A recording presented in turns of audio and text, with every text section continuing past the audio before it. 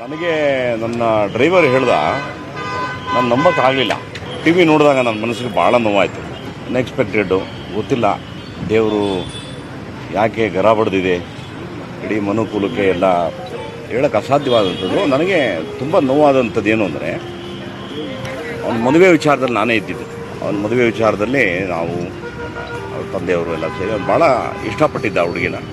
ನಾನು ಫೋನ್ ಮಾಡಿ, ಅಮ್ಮ ನಾನು ಮದುವೆ ಆಗಬೇಕು, ಈ ಥರ ಹಂಗಿದೆ, ಹೋಗ್ತಾ ಇಲ್ಲ ಅವರು, ನೀವು ಹೇಳಿ ಅಂದಾಗ ನಾನೇ ಸುಂದರನ ಹತ್ರ ಮಾತಾಡಿ ನಮ್ಮ ಗುರುಗಳೊಬ್ಬರ ಹತ್ರ ಹೇಳಿಸಿ ಏನೋ ಒಂದು ಒಳ್ಳೇದಾಗಲಿ ಅಂತ ಅವ್ನು ಮಾಡಿದ್ವಿ. But I never expected. ನನಗೆ ನಿನ್ನೆ ಅರ್ಜುನ್ ಸರ್ಜಾ ಅವರು ನಾವು ಮಾತಾಡ್ತಾ ಇದ್ವಿ. ಎಲ್ಲರ ಬಗ್ಗೆ ಅವ್ರಿಗೆ ನಾವೆಲ್ಲ ಭಾಳ ಸಂತೋಷಪಟ್ಟು ಮಾತಾಡಿದ್ರು ಅವರು. ನಮಗೆಲ್ಲ ಇನ್ನೇನು ಜುಗೇಶ್, ನಾವೆಲ್ಲ ದಡ ಮುಟ್ಟಿದ್ವಿ, ಪಾಪ ಎಲ್ಲ ಚೆನ್ನಾಗೇ ಇದ್ದಾರೆ. ನಮ್ಮ ಚಿರು ಚೆನ್ನಾಗಿದ್ದಾನೆ, ಅವ್ನು ಧ್ರುವನೂ ಚೆನ್ನಾಗಿದ್ದಾನೆ, ಒಂದೇ ಆದಂಥ ಒಂದು ಜಾಗ ತೊಗೊಂಡಿದ್ದಾನೆ. ನೀವು ಸೋ ಹ್ಯಾಪಿ. 2 ದಿನದ ಕೆಳಗೆ ಮಾತಾಡಿ, ನೆವರ್ ಎಕ್ಸ್ಪೆಕ್ಟೆಡ್ಡು. ಅದೆಲ್ಲ ಏನು ಹೇಳ್ತಾರೆ, ಹಾರ್ಟ್ ಅಟ್ಯಾಕ್ ಅಂತ ದೊಡ್ಡದು. ಅಲ್ಲಿ ನನ್ನ ಮನಸ್ಸೇ ಒಪ್ತಾ ಇಲ್ಲ. ಆತ್ಮಕ್ಕೆ ಶಾಂತಿ ಹೇಳಬೇಕು, ಅವೆಲ್ಲ ಯಾವುದೂ ಒಪ್ತಾ ಇಲ್ಲ.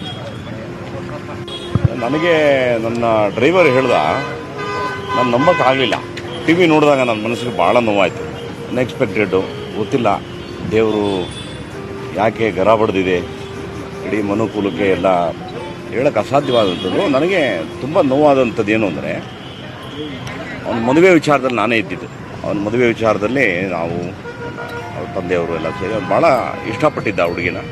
ನಾನು ಫೋನ್ ಮಾಡಿ, ಅಮ್ಮ ನಾನು ಮದುವೆ ಆಗಬೇಕು, ಈ ಥರ ಹಂಗಿದೆ, ಹೋಗ್ತಾ ಇಲ್ಲ ಅವರು, ನೀವು ಹೇಳಿ ಅಂದಾಗ ನಾನೇ ಸುಂದರನ ಹತ್ರ ಮಾತಾಡಿ ನಮ್ಮ ಗುರುಗಳೊಬ್ಬರ ಹತ್ರ ಹೇಳಿಸಿ ಏನೋ ಒಂದು ಒಳ್ಳೇದಾಗಲಿ ಅಂತ ಅವ್ನು ಮಾಡಿದ್ವಿ. But I never expected. ನನಗೆ ನಿನ್ನೆ ಅರ್ಜುನ್ ಸರ್ಜಾ ಅವರು ನಾವು ಮಾತಾಡ್ತಾ ಇದ್ವಿ. ಎಲ್ಲ